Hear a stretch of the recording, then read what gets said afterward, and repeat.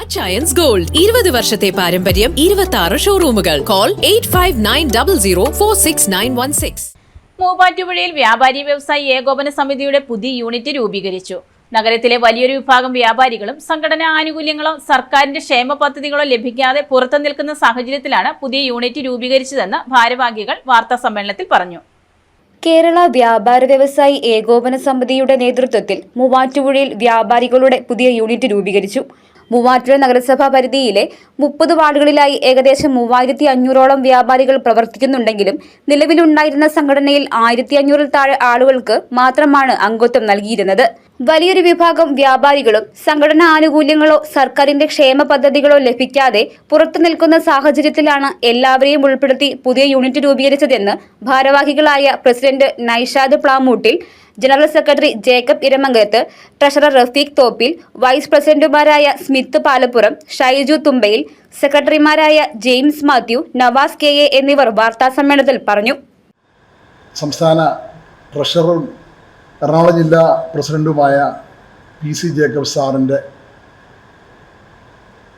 സാന്നിധ്യത്തിൽ മൂവാറ്റുപുഴയിൽ വ്യാപാരികളുടെ ഒരു പുതിയ യൂണിറ്റ് രൂപവൽക്കരിക്കുകയുണ്ടായി.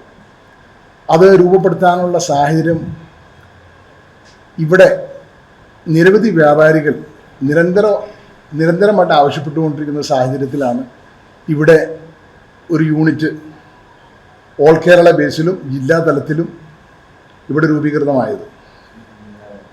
ഈ മൂവാറ്റുപുഴ നഗരപ്രദേശത്ത്, മൂവാറ്റുപുഴ നഗരപരിധിയിൽ വരുന്ന 30 വാർഡുകൾ ഉൾപ്പെടുന്ന പ്രദേശത്ത് ഏകദേശം ഒരു 3500ഓളം വ്യാപാരികൾ ഉണ്ടായിട്ട് ഇവിടെ നിലവിലുള്ള വ്യാപാരികളുടെ സംഘടന എന്ന് അവകാശപ്പെടുന്ന ഒരു സംഘടന കേവലം 1500-ൽ താഴെ, ഏകദേശം അത്രത്തോളം വരും, അത്രയുള്ള അംഗങ്ങളെ മാത്രം ഉൾപ്പെടുത്തിക്കൊണ്ടാണ് ഇതുവരെ മുന്നോട്ട് പോയത്.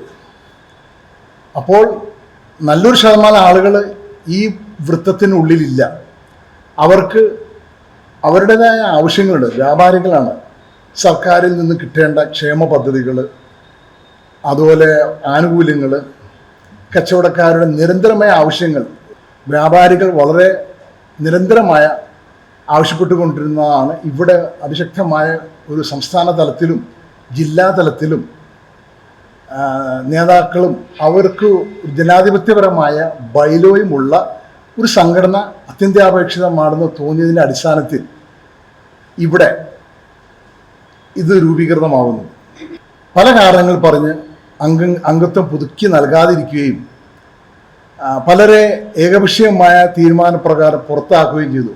പുറത്താക്കുന്നതിൻ്റെ പിന്നിലെ ചേതോവികാരം എന്തെന്ന് വെച്ചാൽ അവർ നിലവിലുള്ള ഭരണസമിതിക്ക് എതിരെ മത്സരിക്കാൻ തുനിഞ്ഞിറങ്ങി, അല്ലെങ്കിൽ നിലവിലുള്ള ഭരണസമിതിയുടെ സുതാര്യമല്ലാത്ത നടപടികളെ ചോദ്യം ചെയ്തതുമാണ്.